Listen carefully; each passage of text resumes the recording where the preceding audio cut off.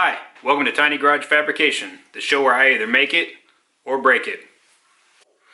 So today I'm going to get the engine and the transmission mated up and hopefully in the truck. You can see on my shoulder they actually already are. Anyway, I'm also going to show you how to set up a hydraulic throwout bearing. There's some stuff you need to know how far it needs to be from the pressure plate, just so it doesn't prematurely wear, and also so that you get the proper actuation so that your clutch can actually disengage and engage properly. So, let's get to work. Alright, so here's my motor that I got. It's pretty basic. It's a 350 Chevy. It's bored 30 over, so that technically makes it a 355. Got Mickey Thompson valve covers and Edelbrock Performer EPS manifold. It's got a Holley 4160 carburetor running headers. It's got a Summit cam in it, a serpentine style front accessory drive. Anyway, I've already stripped the accessory drive and I need to pull this water pump off because this is the original water pump for the motor, which came out of a 1980 Camaro. However, the accessory drive is from a 94 Cadillac. And due to the way everything runs and it's routed with the serpentine system, I think that this needs to be a reverse rotation water pump. I have one, the correct water pump for the Cadillac. I just have to take this off to make sure, to see if it is or isn't reverse rotation. I'm pretty sure it's standard rotation. You know, the only way to really check that is to take off the back cover and see which way the fins go. So I'm going to pull this off, I'm going to pull out the new one, pull the covers, and that way I can, compare and contrast and get the correct water pump on this thing so that I don't have any problems after I, get it all installed and filled up and have coolant and everything in it. The motor's a little dirty, so I'm going to do some cleanup while I'm here. And after I get the water pump on, I plan on installing it into the car. So let me get to that. Well, here we go. Old water pump, new correct water pump.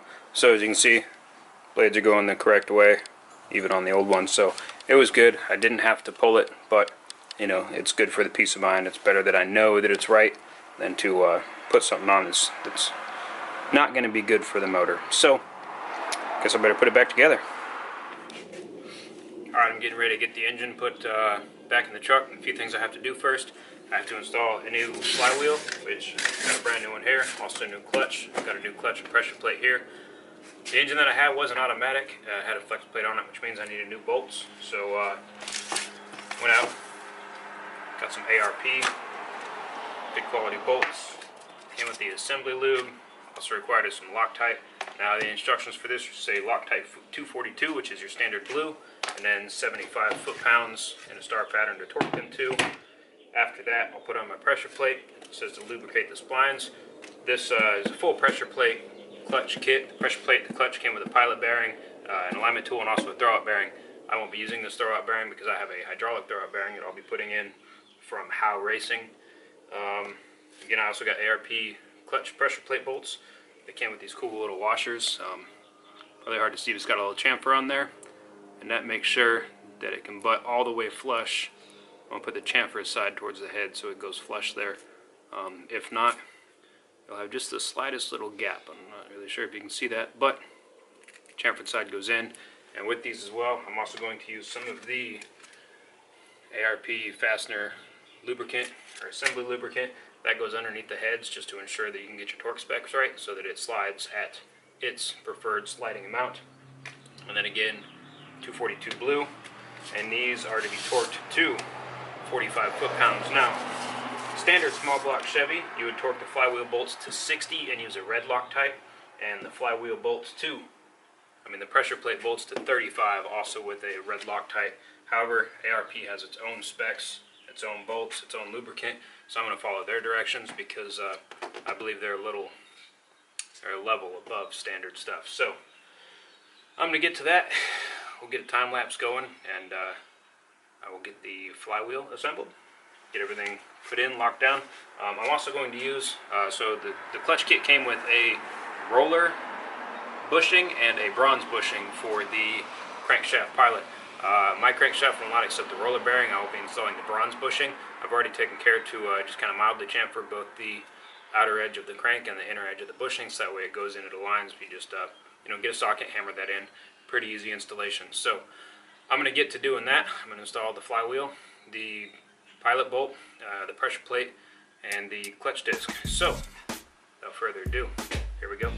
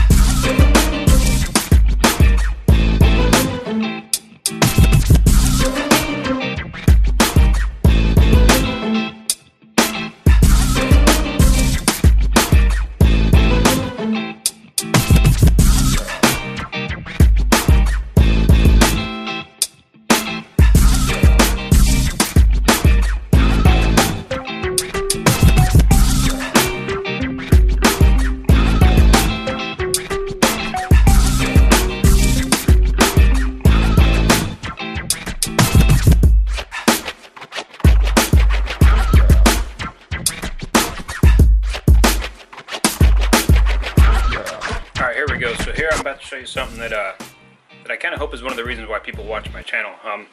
Interesting ways to do normal stuff.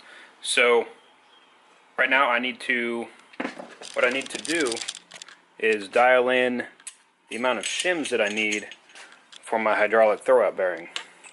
Now this sets the space between the bearing face and the pressure plate fingers.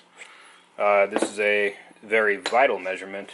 If it's not done correctly, then you can wear out your throwout bearing or you won't have enough clutch actuation. Those are the two things that could happen. So I've got this super cool little thing from Speedway Motors. It's got a rod, a couple O-rings, and it's laser cut. Let me show you how it works. It's kind of easier to show you than to describe. So what I'm going to do is I'm going to push this forward a ways, and you take the flat side and you put it up against the bell housing. Now you set it in there so it touches the clutch fingers, and then hold on here. Alright, my lighting kind of sucks, but you touch the clutch fingers with the little rod, and then you push it forward until the tool touches the flange of the bell housing, and then that will give you a depth. It'll kind of set where that O-ring is. So there we go. Push this just to make sure I'm there. Alright, so that's where my O-ring is. Now these are divisions in thousandths, and then what you do is you come over here and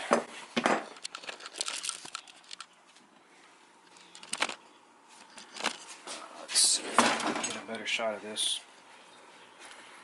Alright, that's a little better. So I've replaced the stud, or one of the bearing retainer bolts with the stud that comes with the kit, and it tells you to put some shims in there and then align it so that this rests against the stud. So I put shims in there. We'll measure this and we'll see how far off we are. Now what you're supposed to do is take the forked side and it should sit all the way up against the transmission, and then this should touch the bearing here.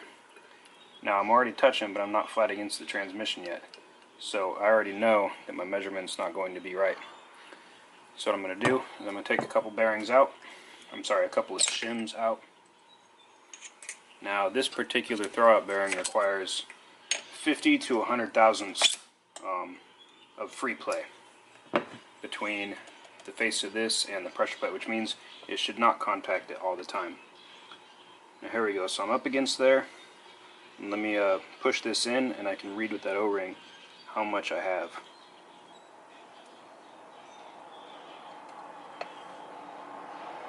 So I'm right at about 50 thousandths. I didn't like degree the thing in or anything like that, but what I did is I could see where it was, and as I was pushing it, it went forward. It dropped down a little bit. It used to be about there. Now it's here. I'm using about 50 thousandths each one of these, and then each of these shims gives me 50 thousandths. So I had set this up previously, so I already knew that I needed 2 shims. But that's how it works, quick and easy. And all I have to do now is I'm going to replace this bleeder with this hose, which has an external bleeder on it. And then I also have to take and hook up this hose to the actual pressure inlet, and then I'm going to run both of these through where the old push rod came through, or the clutch fork. That way I can get pressure to and from this thing. I can bleed it externally. I don't have to try to squeeze my fingers into the bell housing behind the clutch to take care of that bleeder. So I'm going to get to doing that.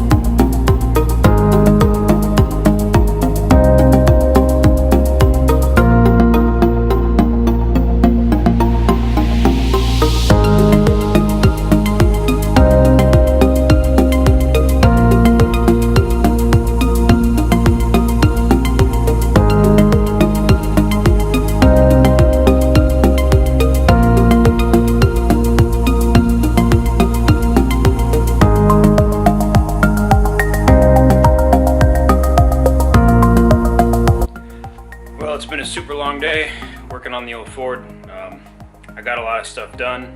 It's actually pretty late at night. It's about 10 o'clock at night right now. Ran into an issue that I did not see coming. Kind of bums me out. Let me show you what's going on. So I got the motor in, put on the carb and the air cleaner. That air cleaner will be powder coated to match the valve covers and all the accessory drives. Everything's not completely in, but you know, it's most of the way there. So I was just kind of buttoning stuff up, and I came down here and I was putting the bolts in the bottom of the bracket. Saw my fuel pump cover. I was like, you know, it looks like this, kind of gnarly. I'm like, ah, well, I need to get the fuel pump in, so let me go ahead and take this off and clean up the gaskets, make sure I get new gaskets and everything in there. Anyway, start putting it in, or taking it off, and saw that. Got a bolt broken off, and it is almost flush with the block. So, not super stoked about that. And what sucks even more is that it is just at or under level with the frame. I don't have a drill that can get in this little spot here. So that means that tomorrow I get to pull the motor. So I'm going to pull the motor, grind that, drill it, hopefully get it out, tap it if I have to. Gonna make something happen. So I got to get a bolt in there so I can put this plate on, so I can put my fuel pump on, so that I can have a you know, running, driving truck here really soon. But that's the biggest drama that really happened. Oh, and also I still do need to take out the, let's see, the transmission cross member. All the way back there. The transmission mount is not bolted in place because I didn't do my due diligence. Turns out that the transmission mount bolts are 7/16. I thought that they were 3/8. So when I drew the parts in Fusion 360 to cut out in the water jet, I didn't draw the slots wide enough to accommodate the correct bolts. So I got to go in there when I pull this. I got to get in there with a round file and widen those holes just a little bit. They need to go maybe a 1/16 of an inch total, so about a 32nd on each side. I mean, it'll take me 2-3 minutes to file that out. Not a big deal, but there's one more thing that I have to do. However, I am liking the way this thing looks.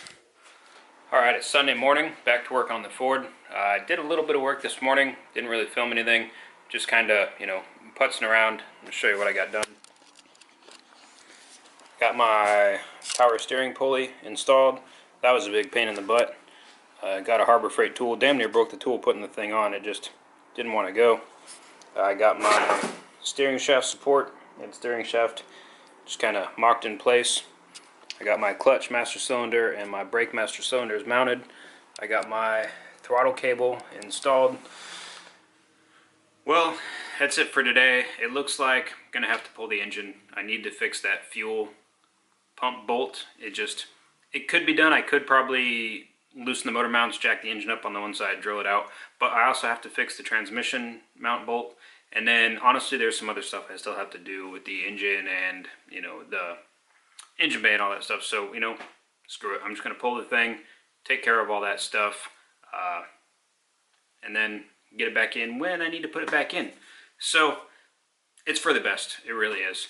But if you like what you saw today, please subscribe, push that like button, send me some comments, and, until the next video, let's keep building some cool stuff. Thanks, everybody.